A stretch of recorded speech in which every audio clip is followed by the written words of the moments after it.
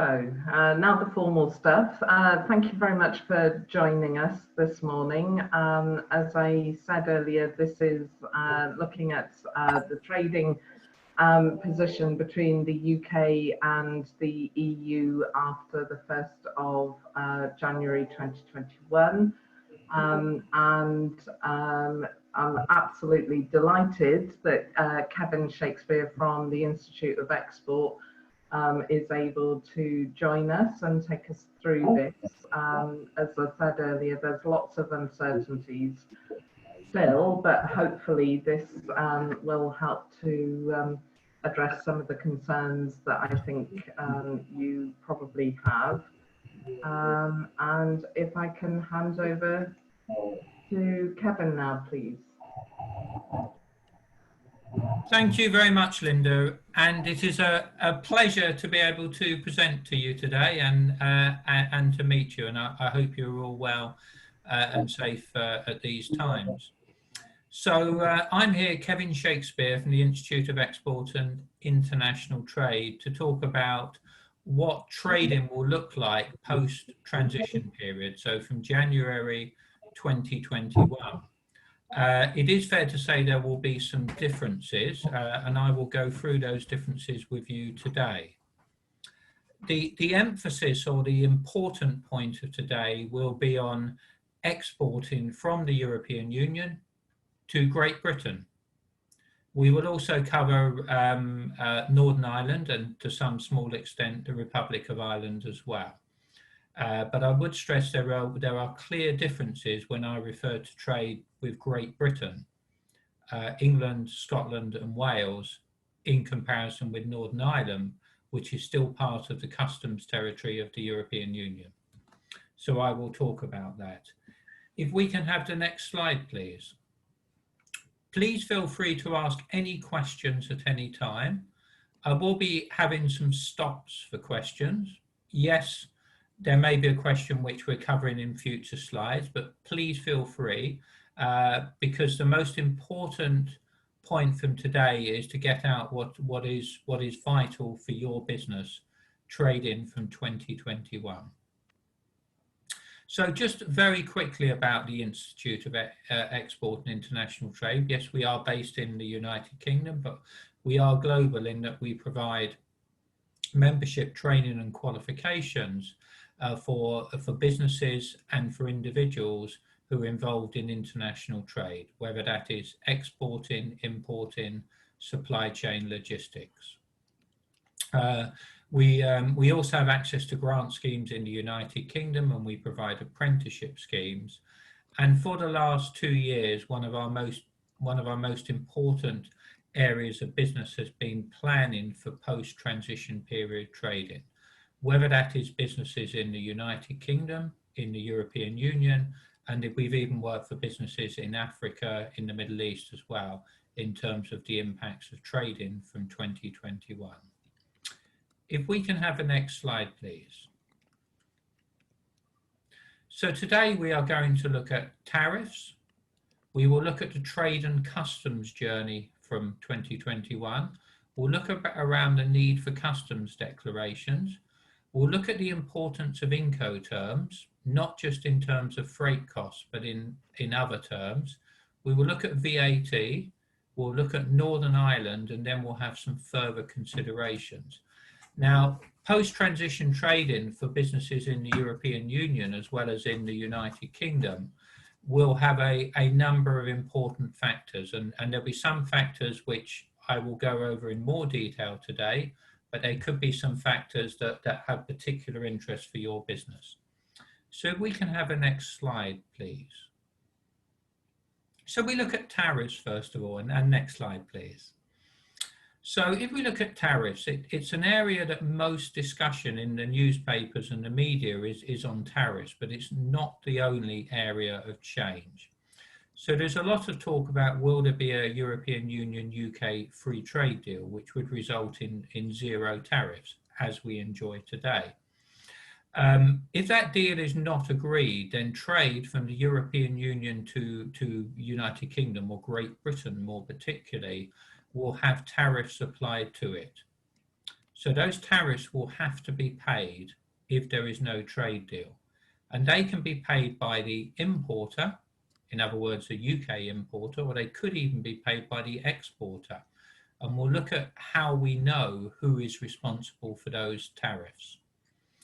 Now, currently, when goods move in the European Union, they're based on the EU Common External Tariff. From the 1st of January next year, the United Kingdom has introduced a new UK Global Import Tariff.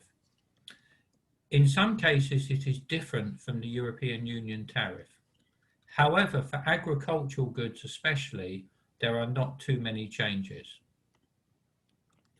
Now, we can look at individual examples of tariffs. I do have some examples, and I can take some questions for you. Tariffs are linked to commodity codes. So we will talk about commodity codes, sometimes referred to as tariff codes, classification codes, HS codes. But you will be able to identify what your tariff would be from the commodity code. Now, if we get a chance later, I'll share my screen, and I have a spreadsheet which compares the EU tariff to the UK tariff. So if, for example, in our example, we're not looking at meat, but if we were to look at meat, meat would come under, may come under bovine, for example. So it's not always clear to determine what the tariff is. But generally for agricultural goods, there is a percentage plus a volumetric as well charge. So for example, bovine might be 12.8% plus £100 per X number of kilograms. It is fair to say that the highest tariffs are products of animal origin, especially meat and clearly live animals, which can be over 50% tariffs. So the significance of tariffs is very large, depending on the volume that is exported. Agricultural goods are generally the main product which have a volumetric target against it. So the more you export, effectively, the higher the tariff. What I would stress, however, is that if there is no trade deal between the UK and European Union, tariff rate quotas may apply. And I will explain what I mean by them, because for your businesses, tariff rate quotas may be a way of avoiding tariffs, but I'll speak more about that shortly. So if we have a next slide, please. Here is an example, and yes, I can give other examples, and I hope obviously there's some on the call today that have products the same or similar to this nature. So likes of yogurt, butter, cheese, milk and cream, for example. And we can see here what the UK global import tariff is. So there is a percentage in some cases, plus a volumetric in some cases as well. So there are examples. I'm happy to send a spreadsheet I have at the end of the call. Please let me know if it's needed, that has details of nearly all the tariffs that the UK will have that you can compare against your commodity code. There's one or two commodities which are not on there, but probably about 98% of the commodities are on there. But we can see here the significant impact of tariffs if there is no trade deal between the UK and the European Union. All these slides will be available for you. If we have a next slide, please. Now, I talked earlier about tariff rate quotas. So one example at the moment would be the European Union and Australia and New Zealand and parts of West Africa, where tariff rate quotas apply. And they apply, and we can see the products on the right-hand side here that are subject to tariff rate quotas. So we can see beef, milk, sugar, fruits, cereals, eggs, poultry meat. Now, if the UK and the European Union do not agree a trade deal, they should hopefully agree tariff rate quotas. And they apply on a first come, first served basis. So there will be an X quota provided for goods to enter duty free from the UK into the UK from the European Union. But we would stress it's a first come, first served. So importers and exporters need to work very, very quickly bearing in mind there's some very large companies who will be looking to use the quotas from the 1st of January. The UK has got to announce probably in the next month or two what its tariff rate quotas would be with the European Union if there is no trade deal. But tariff rate quotas can be expressed in units of weight, volume, quantity, and value. So it's not just about value, it's other factors to consider. The best examples we have at the moment with the European Union are from Australia and New Zealand. Clearly, trade with the UK is far more significant there. Now, I've talked on tariffs a little bit, and we'll talk about a lot more, but do you have any questions for me so far on tariffs?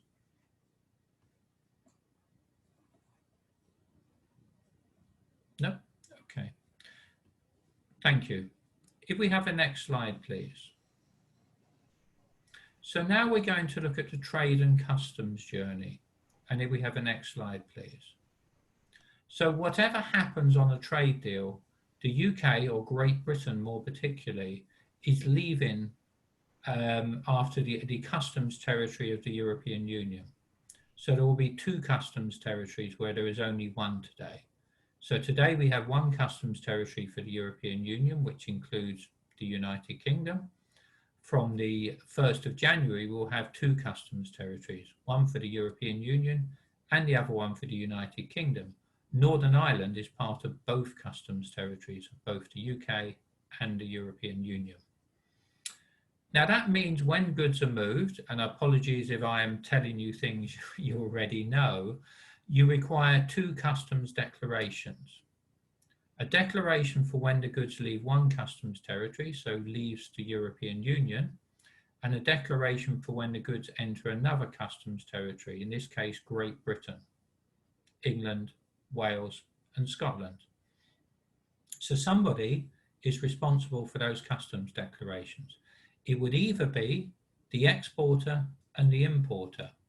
The exporter can be responsible for both, the importer can be responsible for both, or it could be that the exporter is responsible for one, normally the declaration for goods leaving the European Union, and the UK importer or GB importer would be responsible for the goods entering the United Kingdom or Great Britain. But irrespective of whoever makes that customs declaration, the liability is with the trader. So if you are making that declaration, you are responsible. And we're going to look at those responsibilities. So for anyone here who trades with the rest of the world currently, so if you trade with the United States, Australia, New Zealand, Canada, for example, or any other countries, you will be familiar with customs declarations, even if the freight forwarder is making the declaration on your behalf. If you have not traded with the rest of the world, you will clearly not be familiar with declarations. So we need to go through the significance of the declarations. This is probably the biggest area outside tariffs which is causing concerns. And when we look at Incoterms, international commercial terms, whatever is quoted on your documentation, including your commercial invoice or pro forma invoice, will determine who is responsible, which is not just about the customs declaration, but is responsible for other areas as well, which we will look at. And that also has an impact. So if we have a next slide, please. So if we look at this slide from the point of view, these are exports from the European Union to Great Britain. So from France, Portugal, Spain, the Netherlands, Belgium, and Germany, and various other, any EU member country, and the Republic of Ireland to Great Britain as well. So what do you need to consider? If we look at the export stage, the goods will be available at your premises. The goods, for example, will be loaded onto a lorry.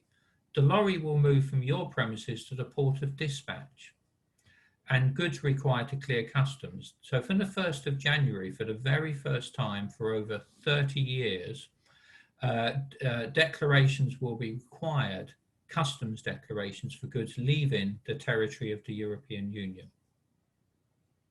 And so at the port of dispatch, they will require an outbound export customs declaration. Now, there are procedures such as transit, which we will quickly look at, but I want to look at this from the point of view of customs declarations first of all. So when goods leave the territory of the European Union to go to a third country, which is what the UK GB will be in the same way as Canada, United States are, if we go to the towards the bottom left-hand side, we can see an export customs declaration is required. For products of animal origin and fisheries, an export health certificate is also required. So currently that is not required, but an export health certificate will be required and will need to be produced from yourselves, the exporters, for products of animal origin. There will be requirements on labelling, and we will look at food labelling later, and goods placed on the market, in this case the United Kingdom, Great Britain. You may require an origin certificate. So what that means, if there is a trade deal between the UK and the European Union, and if there are zero tariffs on your product, you will require to produce a certificate of origin indicating those goods are of European Union origin. So if everything is produced in the European Union, that is not a problem for you. So currently, if you were selling goods to Canada, Japan, for example, you would require what's called a European Community Certificate of Origin, EC Certificate of Origin. You will require that for goods moving to the United Kingdom if there is in the event of a trade deal. And you will require that to make sure that the goods enter duty-free if there is a trade deal. If you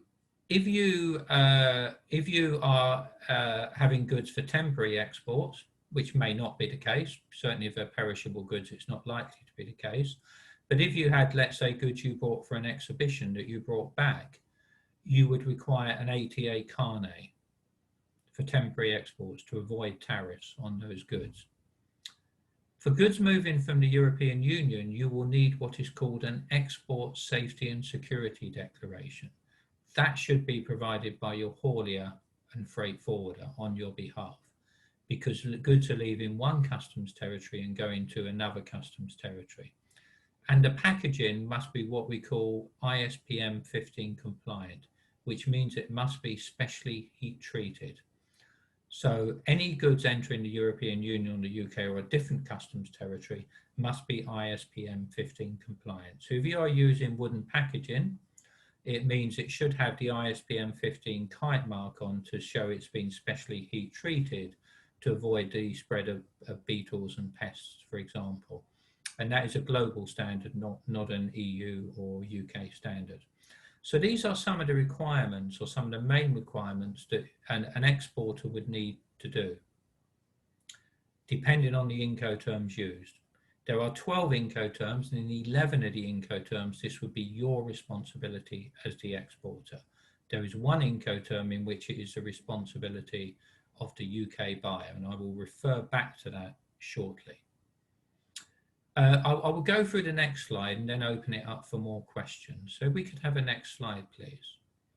So now we looked at it from your side, the export side. Now let's look at it from the import side. What has the UK importer got to worry about here? And there are things they have to be concerned about. And again, in 11 of the 12 Incoterms, the worry is for them. In the case of one Incoterm, these become your responsibility. And we'll look at which Incoterm that is shortly. There will be possible import tariffs, as we said, if no UK-EU trade deal, and if the goods are not subject to, are not first come, first served in tariff rate quotas. There will be import customs declarations required for goods entering the United Kingdom. There are ways in deferring these, and I will talk about those. And that will be the responsibility of the UK importer normally. The goods will be subject to what we call SPS, sanitary and phytosanitary checks through border control posts. Now, I will look shortly, the UK has announced a three-stage import control model. The UK is not introducing full import controls until the 1st of July next year. The European Union hasn't reciprocated and said, for goods moving from GB to the European Union, that the full import controls will take place from the 1st of January. I will talk about those UK staging process, which will apply for some of you, but for others it will be of less benefit. The importer has to require a compliance on food labelling. We'll talk about origin of goods placed on the market. Import VAT may be payable. I'm going to talk about VAT later. And there needs to be an entry safety and security declaration, normally provided by the haulier.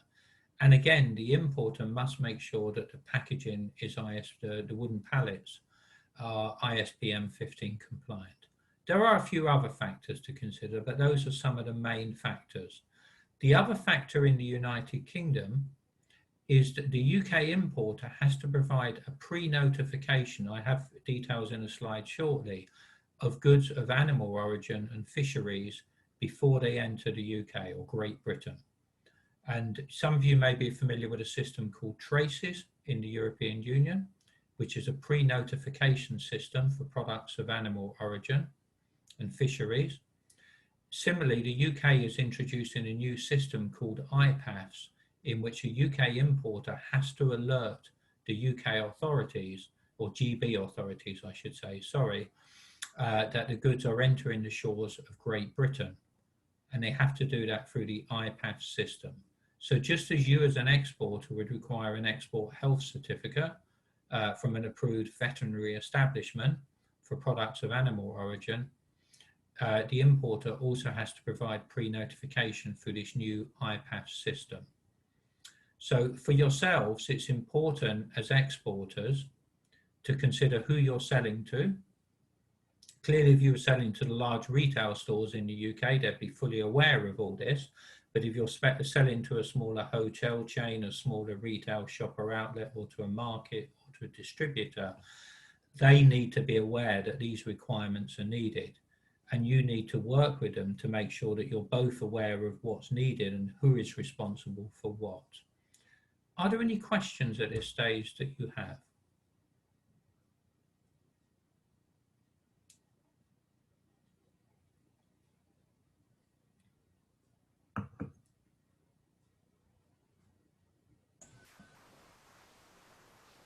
No.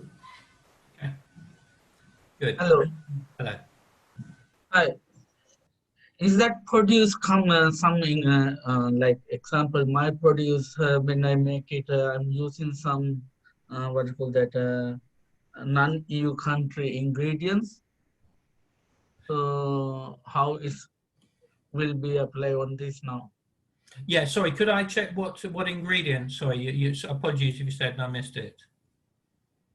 Yeah, that's mean like I'm doing food and sauces. So the sauces, most spices come from Asian countries. Yeah, you've raised a really, really interesting question there. So clearly, if those products are not of animal origin, then they will not require an export health certificate. They will not require pre-notification. However, one thing I wanted to check, which you mentioned, is around how much is from Asia. So I do have a slide later on rules of origin. So if the UK, and apologies if it's not relevant to others, if the UK and the European Union strike a trade deal with zero tariffs, the trade deal will indicate that X percentage of those goods have to be of European Union origin. Now, normally that could be anywhere from 40 to 60%.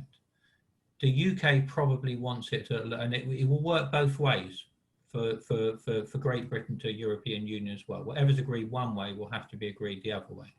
The UK wants it at a lower level at 40%, but the EU is arguing for 50 or 60% origin currently. Now, if all your spices, if the origin is more than, let's say 50%, let's say 50% is the figure, it's the more likely figure, but let's say that is the trade deal. If it's more than 50% not from the European Union, you may not meet the rules of origin requirement, unless you can establish that you've added value in that process. So have you undertaken any production process to, or added labeling to it or branding to it? Myself. Yeah. Yes, yes. So you are allowed to, so by adding branding, marketing, if you've trademarked, for example, you've increased the value of the product.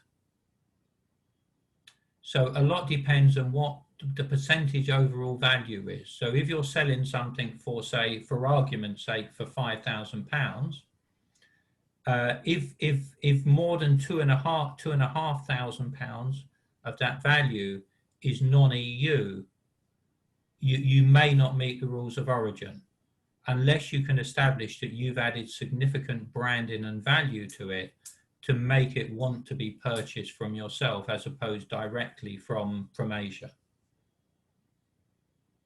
Okay.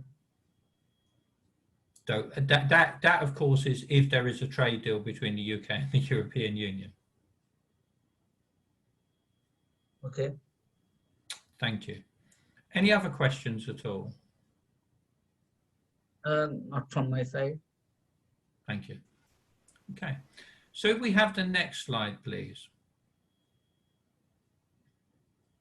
So now we look at the UK border operating model.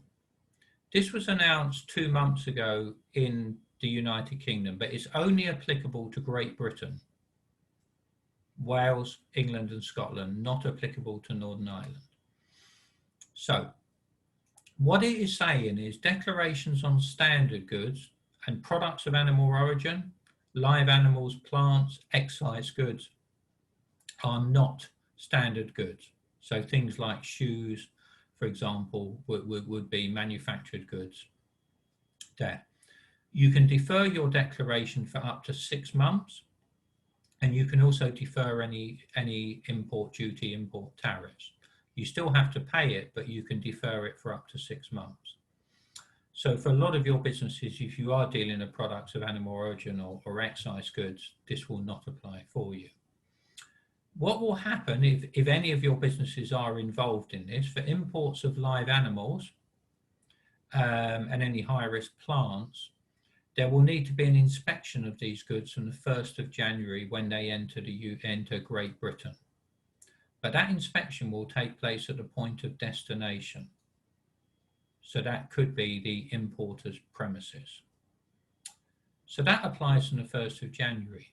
From the 1st of April, inspections will be required for products of animal origin. So for the first 3 months, they are not required, but they will be. And pre-notification through the iPatch system that the goods are on their way to Great Britain. And from the 1st of April to the 30th of June, inspection will be at the point of destination. Stage 3 from the 1st of July is full import controls. Full customs declarations, relevant tariffs must be paid, full safety and security declarations, SPS sanitary and phytosanitary checks, increased physical checks and samples will be taken, and they will be taken at new border control posts in the United Kingdom or Great Britain. Border control posts clearly exist at ports like Felixstowe, Southampton currently, but there will be new border control posts, for example, at Dover or near Dover in Kent. Businesses may be able to defer the declaration for a process called Customs Freight Simplified Procedures. Now, if there are any UK importers on the call, or any EU exporters who will be shipping lots of goods to the United Kingdom or Great Britain, sorry, I'm happy to speak more about Customs Freight Simplified Procedures. It's a way of deferring the duty and bulking, so you're reducing your costs. But you must be responsible for the declaration for us to merit, to justify having that. But if you've got an importer or distributor you're selling lots of goods to, they could use Customs Freight Simplified Procedures. I will speak about it more, but what it means, instead of making the full declaration, you make a simplified declaration. The goods clear customs quicker. You make your full declaration on the 4th working day of the following month, and you can bulk your declaration as well. So let's say you have 50 shipments in a month. You can make one declaration instead of 50 and save a lot of money on costs. Now, If you are responsible for that, then there maybe is a conversation with you about how that can help your business. If you want to work with your importer distributor, equally it may benefit them if they are not already aware of it. If we have a next slide, please. So just to also confirm, as I've said, from the 1st of January for live animals, animal products, fish, shellfish and their products, plants, there will be identity and physical checks at the point of destination on or approved premises on all high-risk live animals, cows, pigs and sheep and plants. Documentary checks will be carried out remotely and clearly, as I said, the border control post will only come in from the 1st of July. All imports of live animals and high-risk plants will require pre-notification and health documentation. And here's the slide when I'm talking about the IPAF system, the Import of Products, Animals, Food and Feed system, which is being developed. And the health certificate, the export health certificate. Now you may be, for those of you involved with products of animal origin, you may be aware of the requirement for export health certificates. In the United Kingdom or Great Britain, we have a shortage of vets, and it has been a problem, a concern. You may also have similar issues in the European Union as well. So businesses should check that there is availability of vets and established food premises and establishments that the export health certificate can be produced. That could be very important. Identity check, there'll be a visual inspection of consignment to verify its contents and labelling corresponds to the information on the documentation, the likes of the commercial invoice, the packing list. Physical checks, to verify goods are compliant with sanitary and phytosanitary, there'll be checks on the packaging, the means of transport and the labelling, and there'll be temperature sampling for analysis as well. And you can see here for live animals, pre-authorization is required through DEFRA and APFA, the Animal, Plant and Health Authority in the United Kingdom. If we have a next slide, please. So from the 1st of April, as I've said, all products of animal origin, including meat, pet food, honey, milk and egg products, will require pre-notification and the relevant health documentation. This also includes animals, imports of fully processed animal feed, including pet food.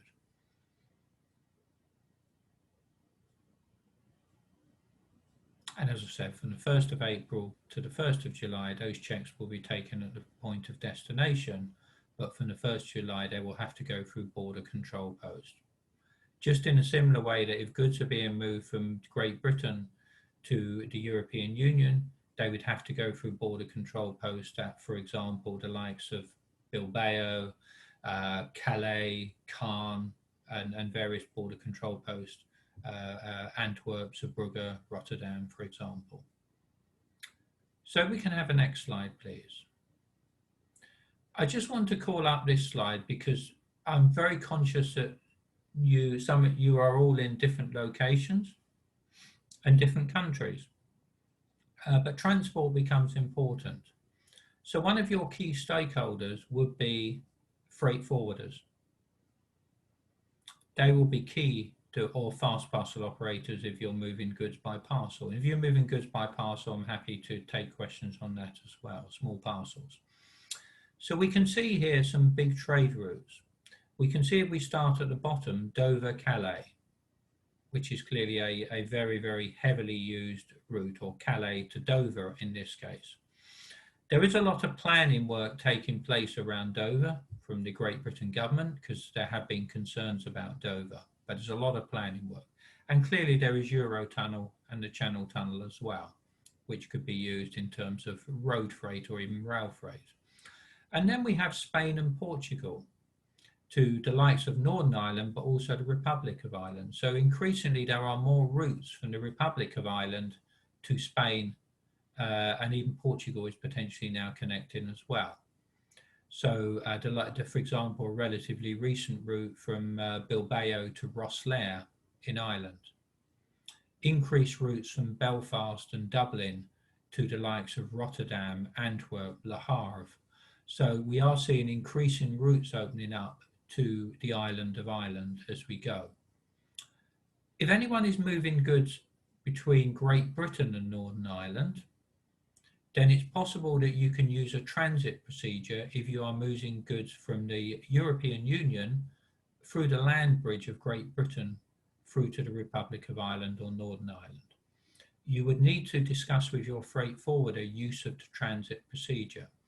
If you use the transit procedure, it means that you do not require, the customs declaration is made at the point of destination. So for example, the Republic of Ireland, it's not, and you do not need to make declarations in Great Britain, and you do not need to pay tariffs. So moving goods from the European Union, one part of the European Union, to the Republic of Ireland or Northern Ireland, there are no tariffs. But if you move it through Great Britain, you would need to move it under a transit procedure. So you would need to speak to your freight forwarder in that regard to make sure they are doing that. Most freight forwarders are, but you do need to check with them because you want to avoid having to pay tariffs just to get the goods over Great Britain into the island of Ireland. Any questions on anything I've said so far?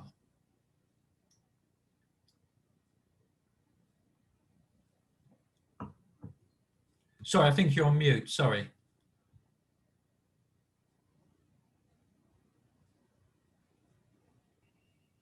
Okay, please, you hear me, Kevin? I can, thank you. Okay, thank you. Please, I would like to be sure I understood well for 2 points. The first question is the recipe of the product. Of course, we have all the ingredients on the label, but do we need to give more details, more information regarding the recipes, the process in our way of production or of making, or not? I think the likelihood is that you would need to be as open and transparent as possible. Okay. Today, that is not too much of an issue because during the transition period, the United Kingdom clearly is still part of the European Union for these purposes. But if you have recipes, products that, for example, may have organic, vegan, or something like that in them, it is best to be transparent. Now, I will talk later, but the UK is further reviewing its border operating model for a further announcement in late September or the middle of October. And I have seen a confidential paper which talks about the treatment of organic produce, vegan produce, and excise goods, beverages as well. However, that is still out for consultation, so unfortunately I can't talk too much about that. It is fair to say that the United Kingdom is more open perhaps to allowing to try and get some form of recognition with the European Union to simplify the process. The European Union currently, however, is saying that that is not possible because the UK has to fully align for everything and it can't pick and choose what it wants to align to. So it is possible that as part of a deal, going beyond a trade deal, that the UK and European Union could have some form of alliance on standards which makes food labelling a lot more straightforward. However, we have to agree a trade deal first before we have these other discussions. So it is possible, but all I would say at the moment is the best thing to do is be open and transparent. We will talk further, not just with yourself, with various stakeholders as we go towards the 1st of January to talk about specific requirements because they are still being developed at the moment. But the best thing is to be clear on what makes up your produce. So is it organic? Is it vegan? Is it products of animal origin? Does it have alcohol content in it, for example? So you're very, very clear for what could happen. I think it's fair to say the UK wants to be flexible, especially on food. But because food is a big area of let's say impact, but discussions have to take place and we have to agree this trade deal first. I understand. My second question is concerning bacteriological analysis on our product. Is it necessary to give this analysis for each product we could export to England or United Kingdom? These analyses made from France, I am in France, or made also in England by an English laboratory to have the possibility after to export, or is it flexible, if I can say? Yeah, it's a good question. We've heard lots of discussion, more particularly from Great Britain to the Republic of Ireland and France, around different requirements for licenses, and some cases what's referred to, I'm sure you've heard, attestations. So some big companies like Boots, for example, Marks and Spencer's, who one of them says, yes, it's required, we're going to insist on it. And another one has said, no, we are not going to insist on it. Mm. So we are waiting at the moment for DEFRA in the United Kingdom to give further guidance on our attestation requirements. Mm. What we want to avoid in Great Britain is different companies having different interpretations. So if you are selling to a distributor or a wholesaler who then is selling on to Boots or Marks and Spencer's, for example, then clearly we want consistency on what's required, because at the moment there is inconsistency and different companies are saying different requirements. So again, I'm sorry, you're going to hear me say this, that some things are fairly certain, but some things are still subject to discussion. And, I understand. And DEFRA is definitely one of those. What I would suggest, however, though, is that you will know who your customers are in the in Great Britain. Mm. Therefore, they may need to check what their ultimate supply chain is. So is it going for a certain route? Is it being sold in restaurants? Is it sold in markets? Mm. Is it going into larger retail stores? Okay. It's fair to say that the larger retail stores, for safety and security purposes, will be more stringent on their requirements, both for labelling, for packaging, for ingredients. That's not to say if you're selling to a small hotel or a small restaurant, they're not going to be stringent. But if it goes into a bigger supply chain, the supermarket chains, the larger retailers are going to be more stringent. Okay. Okay, thank you. Thank you. Thank you. If we have the next slide, please. So now I'm going to talk about Incoterms. Now this may be an area you're already familiar with. If not, obviously very happy to talk about it. So if we can have the next slide, please. Now Incoterms is, if you trade with the rest of the world, you'll be familiar, or any country outside the European Union, you'll be familiar with Incoterms probably. They determine a number of things in the trade journey, and they are the only thing who determines whether it's the importer or the exporter who is responsible. They're responsible, they determine who is responsible for the different parts of the trade journey, who is responsible for the cost, who is responsible for the customs declaration, the tariffs, who is responsible for the trade documentation, where risk resides. So if there is a risk in the journey from, say, damage, theft, hazard to the goods, who is responsible in the trade journey? That is determined by the Incoterms. And clearly, perishable goods, there are increased risks of hazard. And where control, who is responsible for loading and unloading, which can be important as well, and responsible for the insurance of goods in transit. So suddenly Incoterms are no longer just about what do I pay, what costs are from getting the goods from A to B. Suddenly we have loads more of responsibilities, which we haven't really had to think about too much because we've all been part of the customs union and the single market. That changes from the 1st of January. So if we have the next slide, please. So there are currently 11 Incoterms, and I'm going to look at 3 or 4 specific ones that apply more for European Union. If you are using any of the F or the C terms, I'm going to discuss one of the F terms. I'm not going to discuss them too much, but the C terms are very good. They tend to be used more for rest of world trade where there is a longer journey, United States, China, Canada, Japan, for example, Australia. But if you're using the E or the D terms, we are going to look specifically at those because they tend to be used a lot for European Union trade. But if you're using the C terms, that's really good. And if you're using FAS or FOB in particular, that's probably quite good. If we have a next slide, please.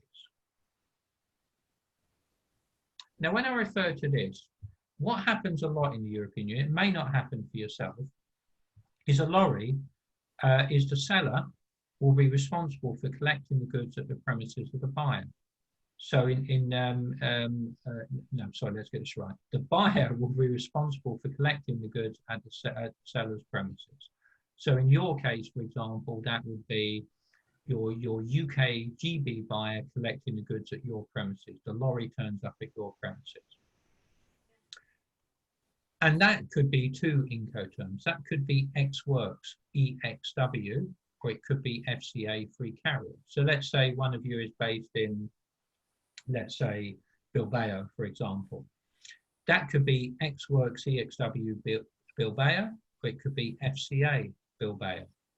Now, if that's the case, if it's Ex Works, the GB buyer is responsible, I've got European, but in this case it would be GB, would be responsible for loading the goods on the lorry. Not you, them.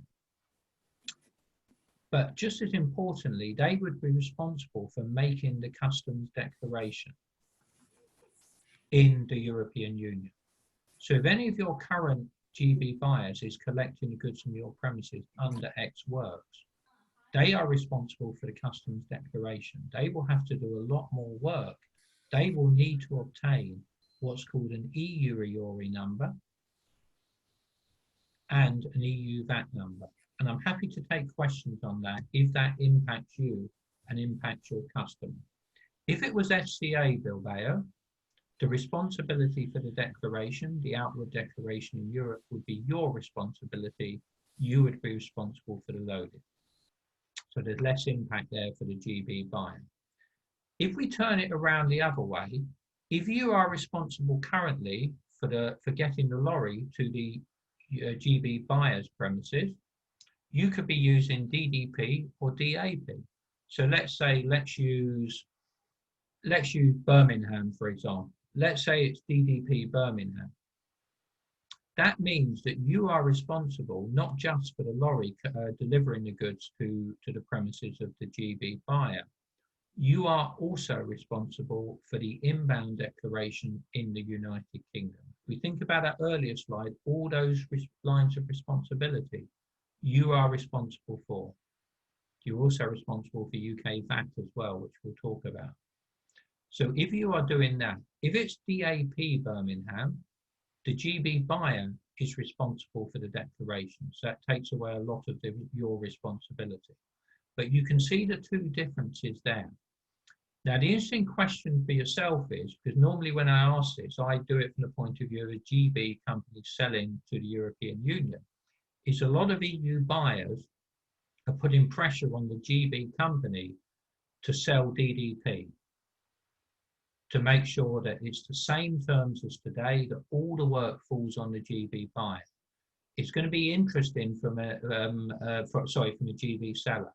Interesting from your point of view, whether you've had discussion on Incoterms as to what is going to apply.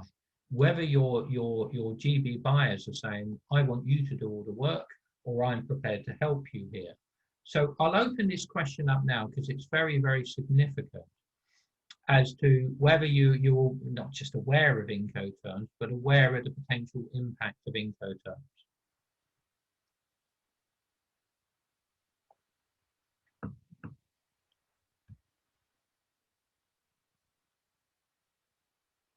Is anyone here, and I'm not sure if you're allowed to say, effectively think they're selling on DDP terms or selling on Ex Works terms?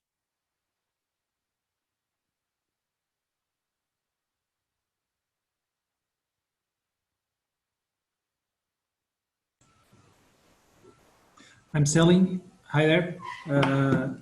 I'm speaking from Portugal. We are selling always in Ex Works terms. Okay. Always.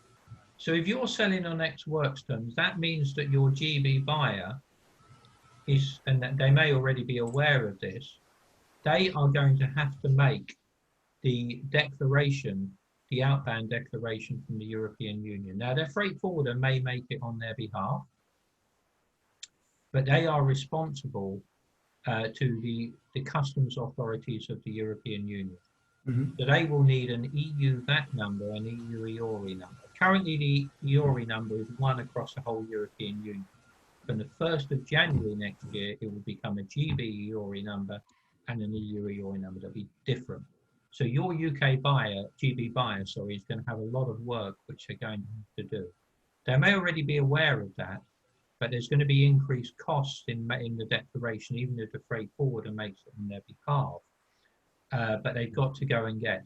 And depending which, so if you get an EORI number in the EU, you can go to any customs authority in the European Union. So some companies have gone to the Republic of Ireland, some have gone to the Netherlands, some have gone to Germany. In some countries, to be honest, I'm not sure about Portugal, you require a fiscal representative to obtain a VAT number. France would be an example, Italy would be another example. I'm not sure about Portugal, I can check.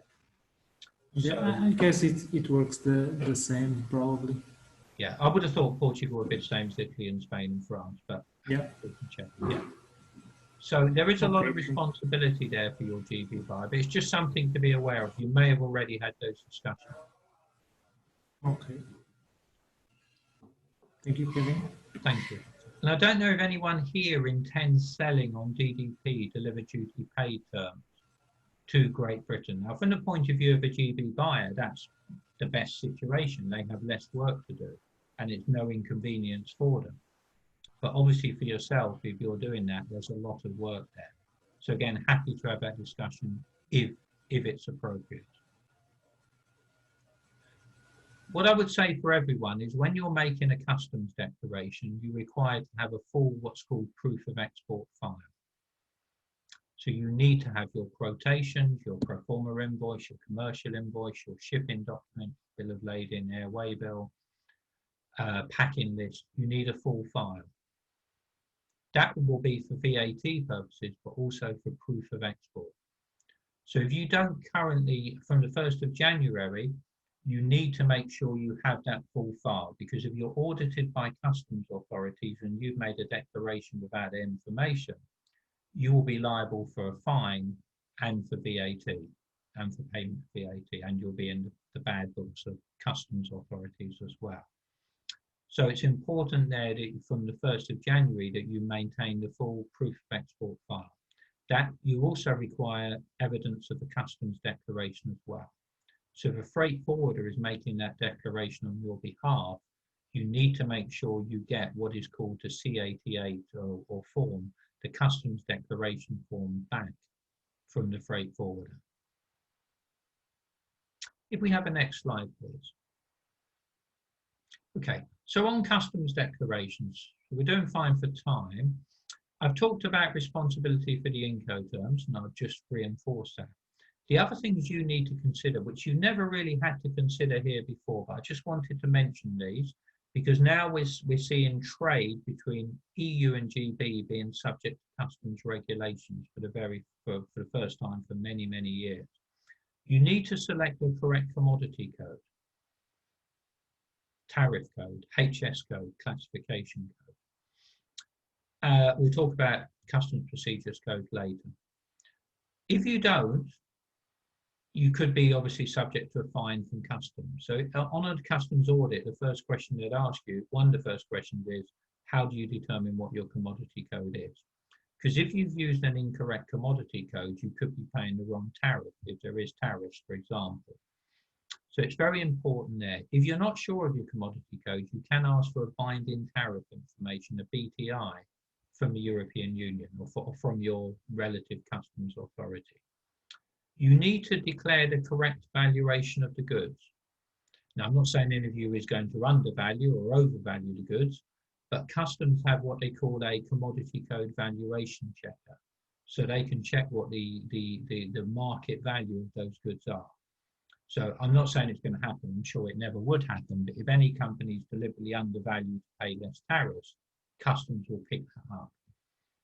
And you need to have the correct consignee. So I'm not sure if this is going to be an issue for any of you at the moment. Consignee is not a problem. But if any of you have warehouses in Great Britain, I don't know if any of you have, and you're selling to yourself, you may need to look at, is your consignee a limited company or a legal entity? Happy to take questions from you on that point if it's an issue. It might not be an issue for you. You are the declarant of record for the customs declaration. So if it's Ex Works using our Portugal example, the GB company is liable to Portuguese customs as well as UK customs. You need to maintain proof of export or import and any licenses as well. So it's no longer just about the customs declaration, it's about everything that comes off it. And the commodity code picks everything else up from it. So the commodity code becomes absolutely key. If we have a next slide, please. Now, normally for a commercial invoice is whoever makes a customs declaration for you will require a copy of the commercial invoice, which will require full information. The Incoterms, the commodity code, the gross weight and net weight, for example. You may be requested for a packing list as well. And it is essential for customs declaration. The commercial invoice is also subject to review by customs authorities as well. So commercial invoice is the evidence of the transaction. If we have a next slide, please. Now, I'm just going to mention this. I may be getting too far ahead here, but one thing that some companies do to try and eliminate or reduce tariffs is use customs warehousing or inward processing. Now, it could be some of you already using this if you're bringing goods in from Asia and exporting them out of the European Union. So if we look at an example here, we'll look at the Asia example, but this can also apply for the UK, for GB and the EU as well. If you're bringing goods in from Asia and you're re-exporting them, say, to the United States, just using that example, maybe United States is not the best example, but let's use it anyway. Then there is no trade deal between the European Union and the United States. So there's tariffs on your goods entering the United States. Equally, you may pay import tariffs from Asia, unless you're importing from what's called a generalized system of preference country, where goods from lesser developed countries enter duty-free, which it could be the case. But if you are paying duties, let's say you're importing from China, for example, I know possibly that might not be the case, but let's say you were. If you put them in a customs warehouse, which is authorized by your customs authority, upon re-export, you do not pay any import VAT and import duty. It's eliminated because you are holding them in a storage facility, a customs warehouse. If you are carrying out a manufacturing process, which could be for bakery products, just doesn't have to be engineering electronic goods, you could put them into an inward processing process, which again, using our China example, you re-export them, say, to the United States, and upon re-export, you do not have to pay the import VAT. Now, what that means in the case of, what does this mean in the case of EU Great Britain? It potentially means if there is no trade deal between the UK and the European Union and tariff rate quotas cannot apply, if you are selling goods to Great Britain and those goods are subsequently re-exported from Great Britain to the United States, Canada and various countries, it could be that the GB importer no longer has to pay the import duty and import VAT. It's eliminated. But you would need to see where your goods go after they've entered Great Britain. So I just wanted to mention that, and it could be a similar process if you are bringing goods in from Great Britain, you are then exporting them to Canada, Japan, for example, and Australia, that you can eliminate the import duty and import VAT by using a customs authorization or special procedure. Happy to have further discussions on that if that is relevant, but you need to be approved by the customs authorities. So in the case of Great Britain, it would be the UK HMRC, and it would be your own customs authorities if it was your own country. If we have the next slide, please. VAT, and I'll open it up for questions again after this. So currently VAT works relatively straightforward. Within the European Union, we have the reverse charge mechanism. From the 1st of January, this changes. So we look at the example of you exporting to Great Britain. An EU exporter will have to zero rate your exports for VAT as you would do with the rest of the world. Now, normally import VAT is payable upon importation. The UK, however, has introduced what we call postponed VAT accounting, which means that the UK importer can postpone payment of the VAT and offset it.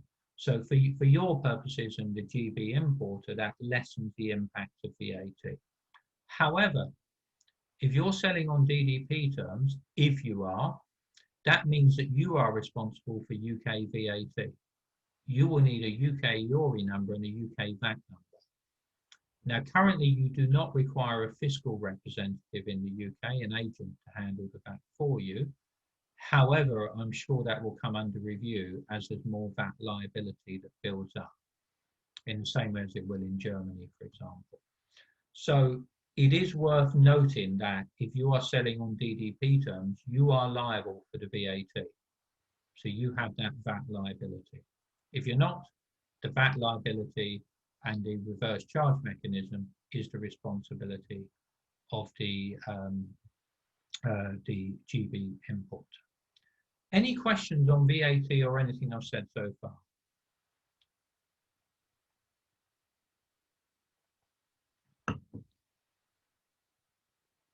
Hello. Hello. Hello. Hi. Again, I'm asking about the food products. Like I'm producing again sauce. So there's a sauce food product in Ireland. There's no VAT on that. So how is Great Britain going to do that? There's VAT on the food product or not? If I've understood your question correctly, and apologies if I'm not, you mentioned Ireland, was that correct? Yes. Yeah. So currently there are a VAT procedure in Ireland which applies. So there's no reason why that should change at all. Yes. I mean, like in Ireland, there's no VAT in food products. Yeah. So there's no reason to, I mean, that would need a change from Irish customs, which obviously is highly unlikely. So in that case, it's the same as it is for you today. Okay, thank you. Great, thank you. If we have a next slide, please. Okay, Northern Ireland. So I just wanted to mention about Northern Ireland here. Having said clearly that trade between the European Union and Northern Ireland is the same as it is today. The island of Ireland, both the Republic and Northern Ireland, are still part of the customs territory of the European Union. So if you move goods from, say, Portugal, Spain to Northern Ireland or France, then there should be no duties, no tariffs applicable. However, if you move goods through Great Britain, they would have to move under a transit procedure for that to apply. If you, however, sell goods to Great Britain and they're onward sold to Northern Ireland, customs declarations will be required in Northern Ireland. So this is good moving from GB to Northern Ireland. If goods move from GB to Northern Ireland and they are deemed at risk of moving to the Republic of Ireland, then tariffs will be applied. This is the current thinking. Obviously, the UK has announced its internal markets bill, which is trying to avoid that, but that is the current thinking in terms of EU positioning. So it is likely that products of animal origin will be deemed to be at risk based on the commodity code. What would happen there is that a tariff would be applied and there would be a rebate system. So effectively, if goods are deemed to stay in Northern Ireland, what the UK wants is it just wants the trader to self-certify that the goods have stayed in Northern Ireland. The European Union may not agree with that, however, and they may want evidence that the goods have stayed in Northern Ireland. So if part of your business is involved in goods moving from GB to NI, please let us know separately through Linda, because there is a trader support service which has been launched to help Northern Ireland traders and GB traders trading with Northern Ireland. So please let us know if that is the case there, because there is different procedures from goods moving from Great Britain to Northern Ireland. If we have a next slide, please. So just further considerations, we've got a good lot of time here, so we're just going to go through some further considerations. We talked about origin of goods. We talked about it from Asia, but let's look at it another way.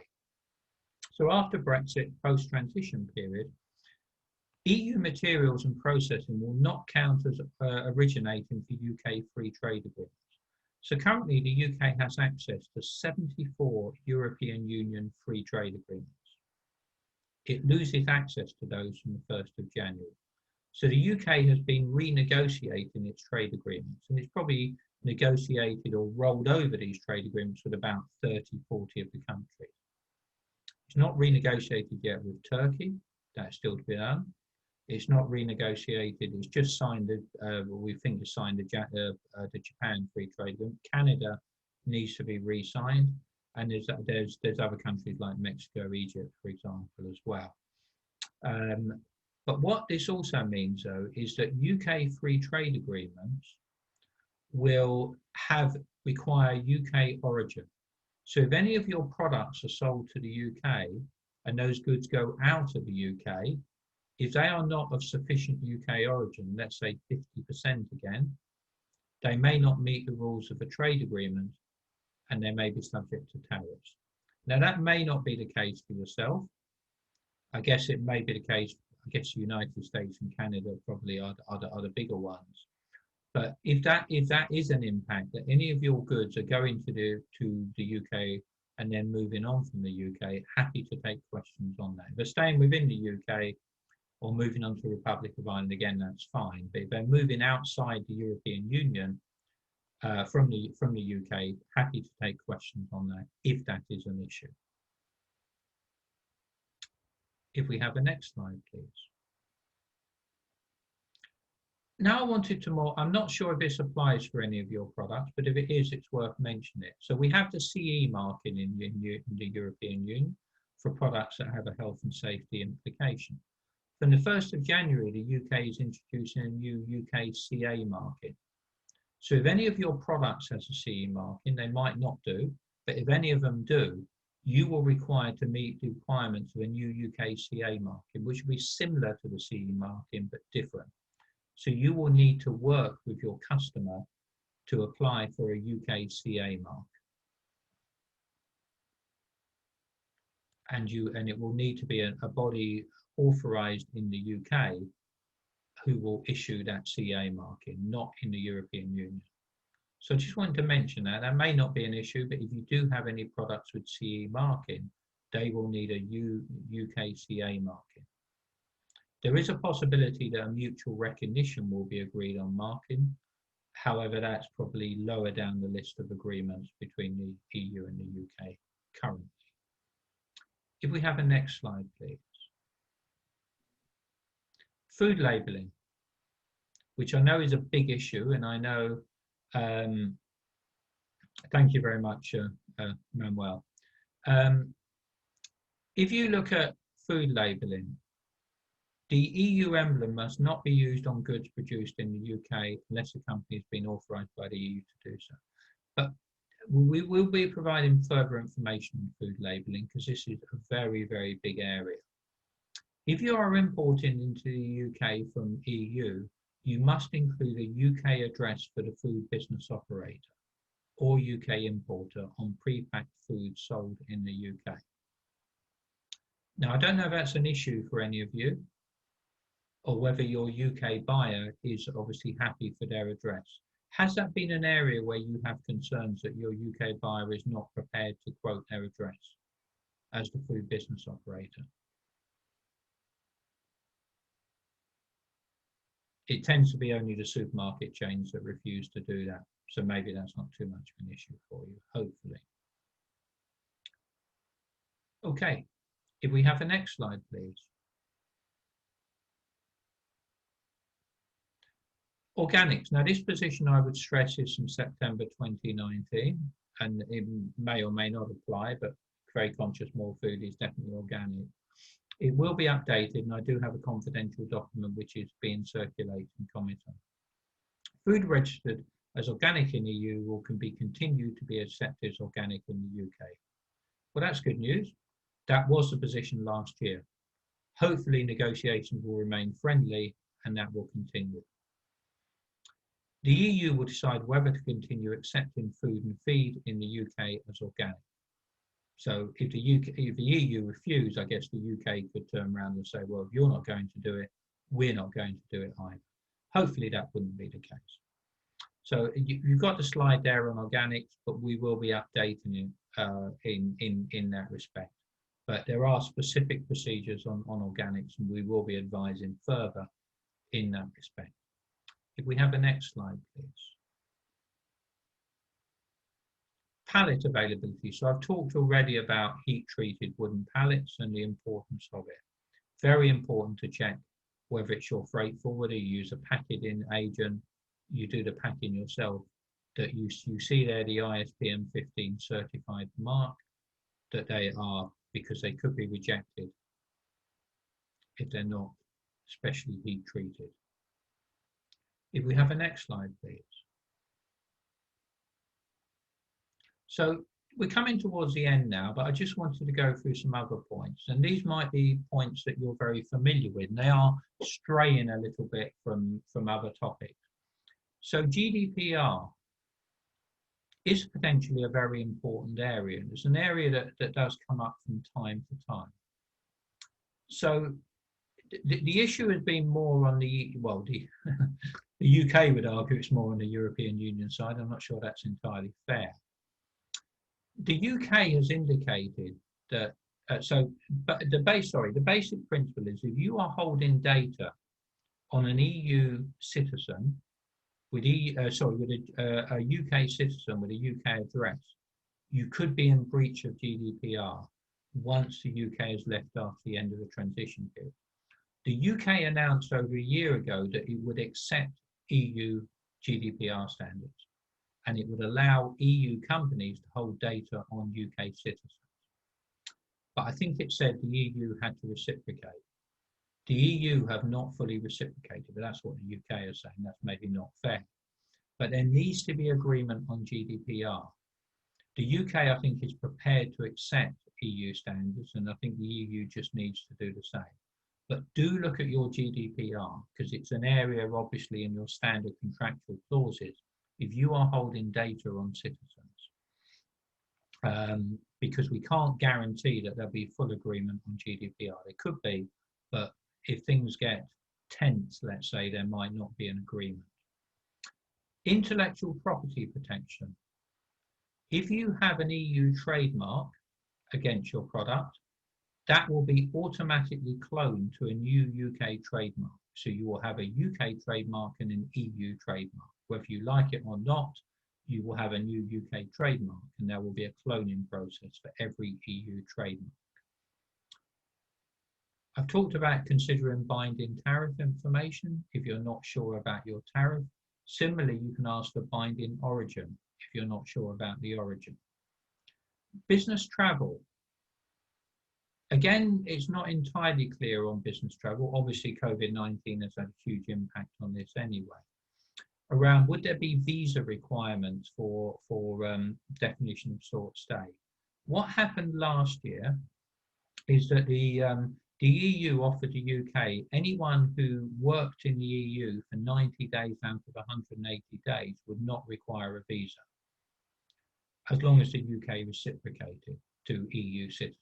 We're still waiting for that. I'm sure, I'd like to think there'll be agreement on that and avoiding visas there. If you are providing services which you might not be, it's along the place of supply rule for VAT.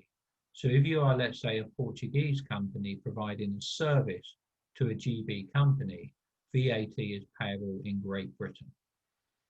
UK nationals living and working in the EU.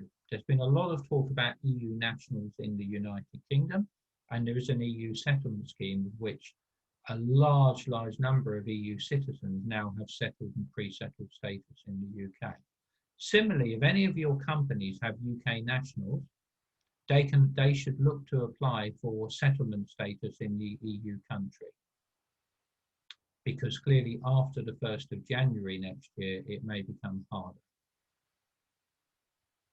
And product conformity. Look at your legal terms and conditions as well. So which is the governing law? Is it English law? Is it French law? Is it Portuguese law? Because there will be a movement of law from the likes of the European Court of Justice, clearly, and that's been one of the big issues in the UK. Do you have arbitration dispute resolution clauses? Nobody wants anything to turn out nasty, but is there anything in the contract if there's delays or disputes?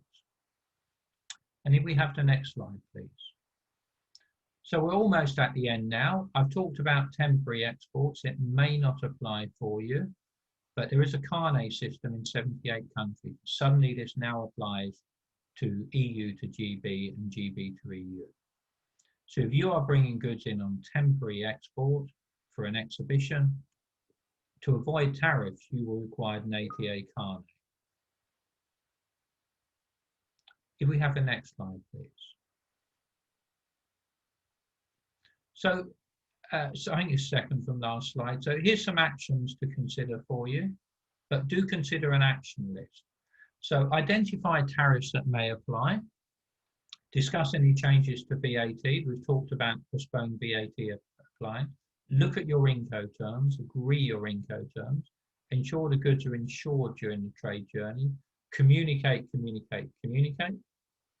Ensure you're compliant with any UK regulations, such as the UK CA mark in food labelling. Please note that I'm not sure if it applies for any of your business. There's currently a low value consignment relief of £15 that is being withdrawn. It's also it's 22 euros. It's also being withdrawn in the EU as well. So that means that duty and VAT is payable. If any of you have goods above below £135 that you ship, can you please point it out to me in the questions in a minute, and we can advise further about special arrangements that are being talked about for those goods. That's goods below 130, shipments below £135. But low value consignment relief below £15 is being withdrawn. The threshold is now £135, but there's different procedures. So let me know and I can quickly advise. Liaise with your freight forwarders and banks and avoid misunderstandings. Because clearly there is a lot of awareness in the UK of post-transition, but there is so much information available to UK traders. We are literally swamped with information. I'm not sure if it's the same in the European Union, but there is so much information. So it's not always easy for traders to actually understand what is happening because there is just so much information. So hopefully today has been helpful. If we have the next slide, please. So what should business do? Acquire as much knowledge as possible, create an action plan, and communicate with customers, suppliers, and stakeholders. Try and identify the top 3 things for your business. Is it tariffs? Is it the cost of customs declarations? Is it rules of origin? Is it VAT? What are the big impacts for your business? And communicate and work with your customers, suppliers, and stakeholders. So thank you very much. If we have a next slide, please. And I'll open up to questions and hand back to Linda. Thank you. Thank you, Kevin. Well, thank you, Kevin, for that. Hopefully everybody found it really useful. Is there any more questions for Kevin? I thought Kevin raising the point about the shipments for a lower volume and cost. And so what was the value, Kevin? £135 £135 below. Okay, is that relevant to anybody? I guess that would be perhaps if people are doing direct to consumer shipments, Kevin. Yeah, that's right. Now, yeah, I know one put the hand up. So with £135, what the UK government has indicated, if you sell for if someone sells for an online marketplace, it would be the responsibility of the online marketplace to do that. So I'll just pose that question that you would need to liaise with them. If it's direct for yourself, what the UK government wants to do is to put the responsibility back on the EU exporter to account for the VAT. So therefore, they want the UK exporter to account for the VAT for goods below £135. So that's UK exporting out to the EU. No, sorry, that would be an EU exporter exporting exporting to Great Britain. Sorry. Okay, fine. Yeah. So effectively, it's back to your responsibility. What I suggest is if you can just email Linda or any of you there, just give some brief details. I can respond separately, because there is the ability to bulk low value declaration there, and also avoid import VAT. But a lot depends on if you can also indicate to Linda the freight forwarder you're using. Is it DHL? Is it Parcelforce? FedEx as well? So I think that's going to be important in that as well. So if you can just give details, Linda, including the freight forwarder, and if you know the Incoterms. If it's a consumer, then it's highly likely, obviously, that you'll be selling on DDP, but probably need to understand the trade journey there in that respect. But we can come back to you if you advise Linda of the details, because it will vary on a case-by-case basis.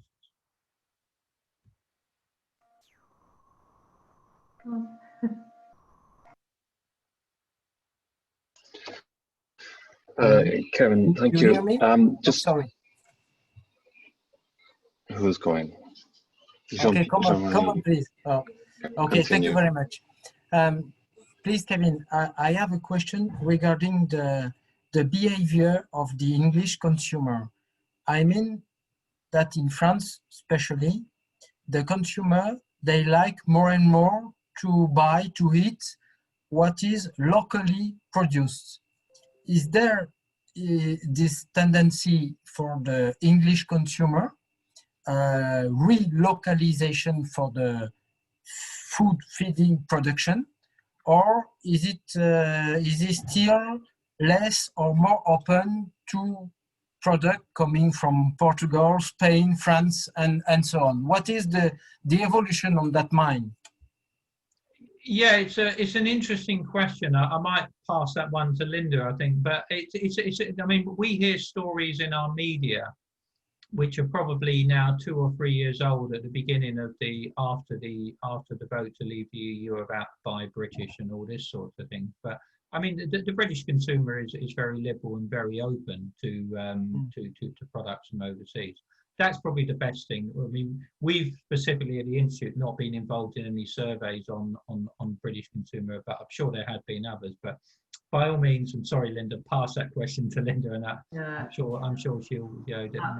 I think the situation in the UK is probably quite similar to France and other countries, particularly after COVID. That there's a lot of support for local products and wanting to support local producers. However, a lot of people haven't been able to go away on holiday, go to the Dordogne, their favourite region, and buy the products. And I think probably a really good opportunity in the UK will be things like gifting at Christmas. The food producers have seen increase in e-commerce, direct to consumer. So I have been ordering Welsh food and drink products for family members for birthdays.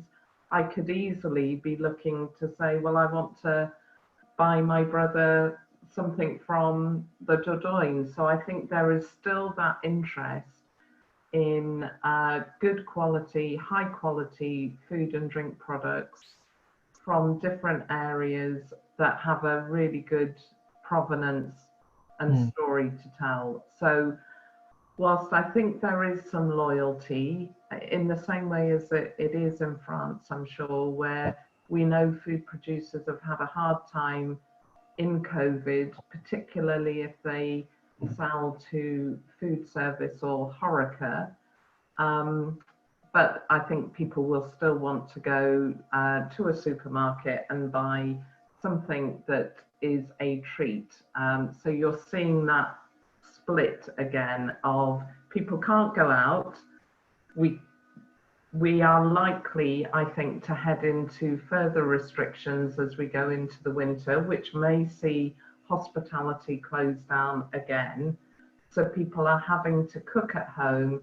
And I think that is still a really good opportunity for producers like you to say, I can bring my Dordogne product into your home in Wales. So but that's a personal view. Okay. Ivan, did you want to? Yeah. Okay. I wanted to ask about the customs declaration process because you mentioned it. You said it. Obviously, it's going to be the responsibility where DDP is the Incoterm and in certain other situations. I would expect really that the solution there is to find a UK customs agent and to sort of identify that early on and get that relationship and service established, or is it the responsibility of the freight company, or where are you guiding people there? Yeah, it's a really good question. I think there are a number of options available. So a customs declaration can be made by a freight forwarder, assuming they have customs brokerage facilities. So that would be a discussion with the freight forwarder concerned. Obviously, a lot of freight forwarders have. You can use a standalone agent. They're obviously not carrying the freight, so they have a bit more work to do there. Clearly, the company carrying the freight for Tumi is in a better position. Or you can do it yourself. But if you were to do it yourself, you probably need some quite high volume or higher volume to justify the cost. Equally, however, the cost becomes an impact. So there will be a cost to making the declaration. So you'll need to factor in what that cost would be. Now, and I'll be careful how I say this, the government estimate the average cost for declaration at just over £30. But you've got to bear in mind there's some multinationals. I work for likes of Sports Direct where it's £1.50. So clearly you've got a huge range there of companies in terms of cost. So clearly if the costs are very high, then that's going to impact and you may think I want to do it myself. But that depends all on the volume. Now if you use a freight forwarder agent, they can help you. And if freight forwarders carrying the goods, they've got the bill of lading or the CMR road certificate, for example. But you are still ultimately responsible. You need to check that, and you will need, if you're an EU exporter, you will need a UK VAT and a UK URI number, and you will be liable to UK customs for any. I'm not saying it would be any unpaid VAT. So there still are things to consider there in that respect.